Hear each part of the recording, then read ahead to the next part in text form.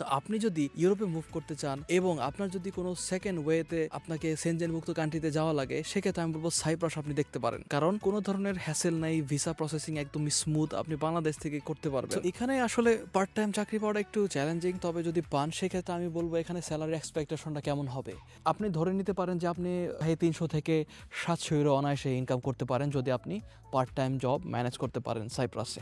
আর যদি আমি খরচের কথা বলি, আপনার মাসিক একটা ধরে রাখতে পারেন, লাইফস্টাইলে ভেদে ডিপেন্ড করে, বাট আমি তাও বলবো যেটা রিসার্চে উঠে আসছে সেটা হচ্ছে আনুমানিক 300 ইউরো থেকে 550 ইউরোর মধ্যে আপনার এখানে জীবনযাত্রা আপনি অনায়াসেই চলতে পারবেন বাংলাদেশ হিসাবে। আমি বলবো যারা পড়াশোনার উদ্দেশ্যে যেতে চান, যাদের বাজেট একটু কম, যাদের অনেক গ্যাপ রয়েছে, অনেক দেশ থেকে ভিসা রিজেকশন হয়েছে, সাইপ্রাসটি তাদের জন্য বেস্ট হবে। আর যদি আপনি চিন্তা করেন এটাতে আপনি অনেক বেশি এক্সপেকটেশন করেন, তাহলে আসলে আপনার জন্য সাইপ্রাস না। আবার যারা মনে করেন আপনি চান যে এই একটা দেশকে আপনি রাউট হিসাবে নিবেন সেনজেনে মুভ করার জন্য, তাদের জন্য সাইপ্রাস বেস্ট হবে আমি বলে মনে করি।